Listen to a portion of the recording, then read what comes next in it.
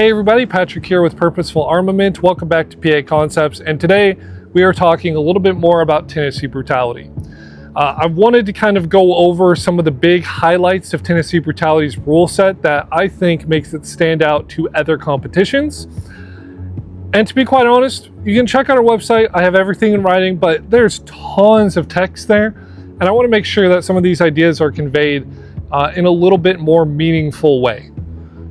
So we're going to make videos talking about some of the really key elements of the Brutality match that I think are the in some ways difficult to understand, but are the most important to understand. So today we're going to be talking about power categories, time plus, and penalties. And I'm going to try and speed through this because I've been out here for almost 2 hours and this video is still not done because of a myriad of tactical and technical issues. So anyways, let's get it. So power categories, we currently have those listed on our website. Instead of using hit factor scoring and power factors like USPSA, we're going to simplify it quite a bit. Generally, for a power factor in USPSA, you would chronograph your gun, and if you're above or below a certain number, that's going to set you in a certain power category. That's a very simplified version. I understand it's more in depth, but for us, we're not planning on chronographing anyone. That's super nerdy in my opinion, and reminds me of like playing airsoft in like middle school. But regardless, we do kind of want to balance it out so that people can use different calibers and still have a more fair experience. While Tennessee Brutality is designed to push you with your gear and kit and weapon platforms that you are actually going to use in a real life scenario, we still want people to have fun and be able to use whatever they want. So here we are, baby. With that being said, we're going to have 3 power categories. We're going to have a low power, an intermediate, and a high power. And not the pistol high power cartridge category. Low power is going to be things like 22 long rifle, 32 ACP, 380, 22 short, 17 hammer. Those sort of small, 22 Magnum even. Those sort of small calibers are going to be in the low power category, and we have them split between rifle and pistol, so you can mix and match. You know, you could shoot a 22 pistol and a 223 rifle if you want. I don't care, right?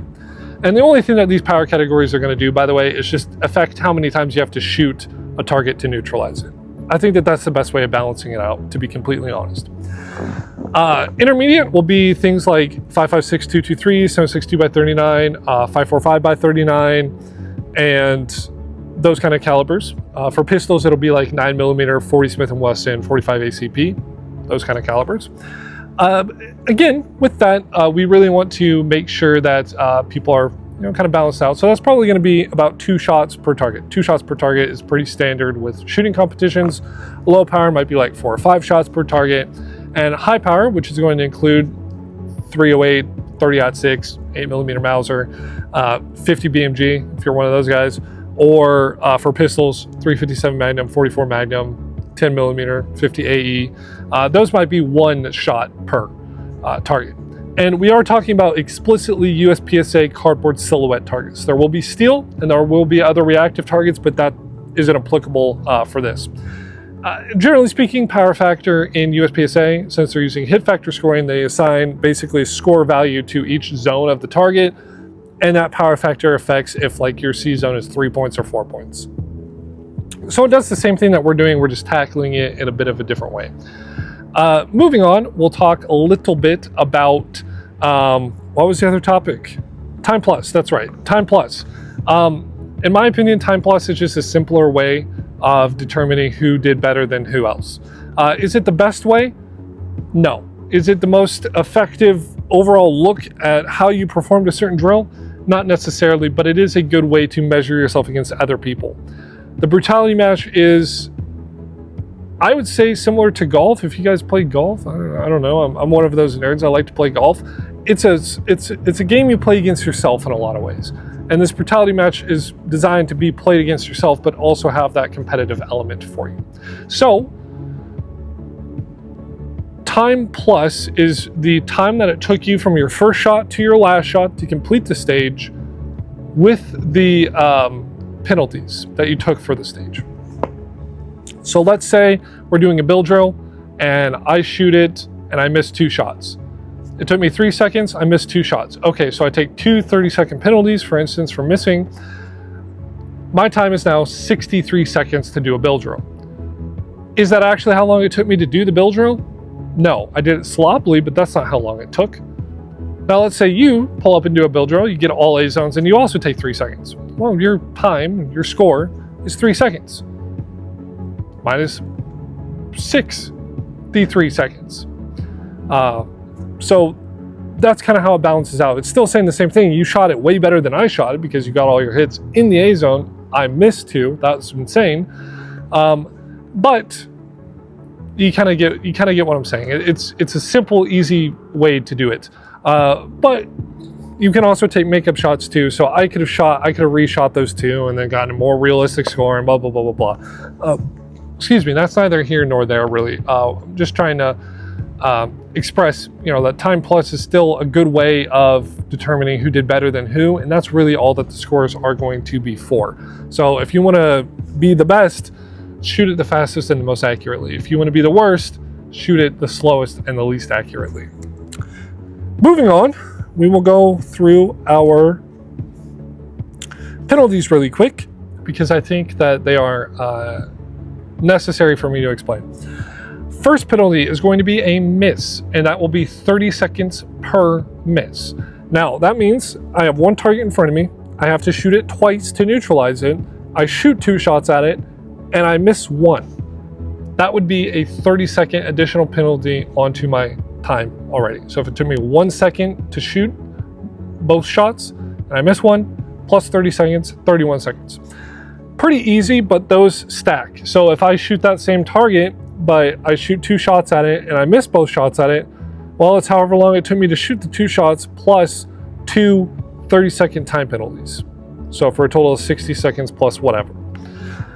Like I said, those stack, but you have to make a concerted effort to shoot at the target in order to get a miss as opposed to a failure to engage, which is what we'll talk about next. Failure to engage means that you didn't even try to shoot the target. Maybe you just ran past it and you didn't notice it. Maybe you just thought, well, I'm not going to hit it, so I might as well just move on. At the very least, shoot at the target, please. Because if you get a failure to engage, it is a 60-second time penalty. So make sure that you're actually shooting at your targets. Realistically, this would be the difference between potentially life and death, so you want to be very, very careful about failing to engage. And so that's why there's such a hefty penalty for that, because you really have to lock in and engage the targets. So again, like I said, if you shoot at a target and just miss it, that's a different thing. But if you don't even shoot at a target, then that's just a failure to engage for each failure that you took to engage.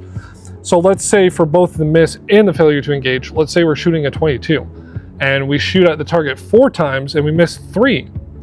Well, I had to hit the target 4 times, but I missed 3 times.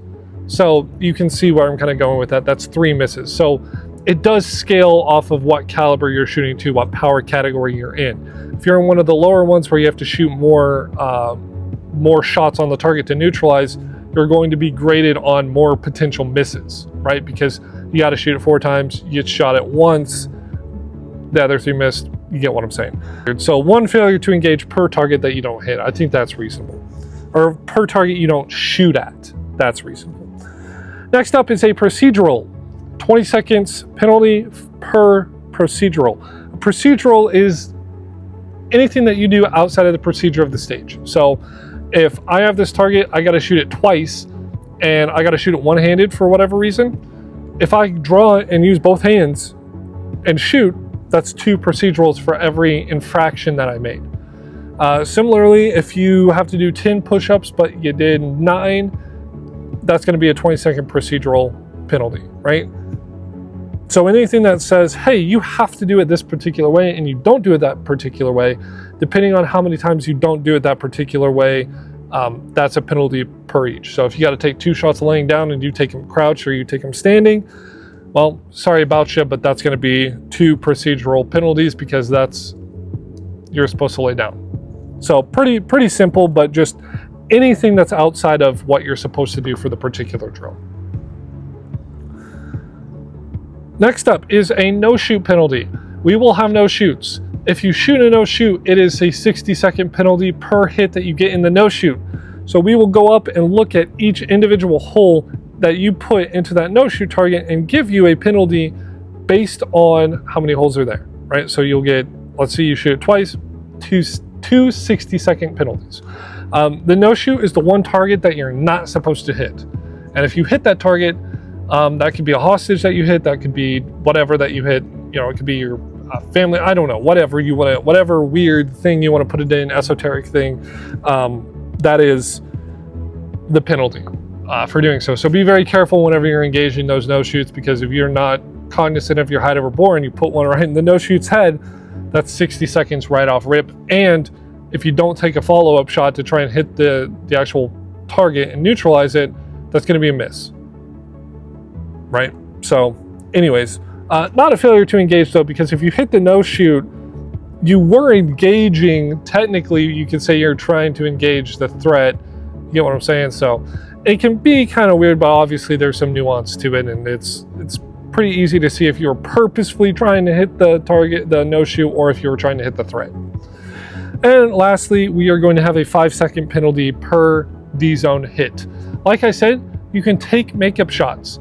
If you want to, for whatever reason, you are close enough to your target that you can see you dropped a shot into a D-zone, and you want to take an extra second to put another round on, that's totally fine. We will take your best hits on your target. So if you want to shoot 5 shots at each target, even though you only need 2, we will take the best 2 and apply that as it were, right? So if you have 2 in the A zone and 3 in the D zone, all 3 of the D zones don't count. It doesn't matter if you hit all 3 in the D zone first and then the last 2 in the A, does not matter. You will not get the penalty. So I ripped through all of that, just like that Honda over there is ripping around downtown. And I hope that made at least a little bit of sense. Like I said, some of the stuff could change. The power categories could change. The number of shots to neutralize could change. It could be stage dependent. There's a lot of variability in it, but for the most part, these are kind of the default rules. And everything that I have said only applies to the USPSA cardboard targets that you are going to be shooting at. So any feedback that you guys have, I would love to hear it in the comments below or in an email, wherever you want to put it. We will look into all of that. I am working on getting a practice score little page set up so that people can start registering for the event here shortly. Should be out by the time you guys see this video. So like I said, check out the kit management video in the cards, whichever side, or in the description below. I will see you guys in the next video, and remember, stay armed. That better have just recorded.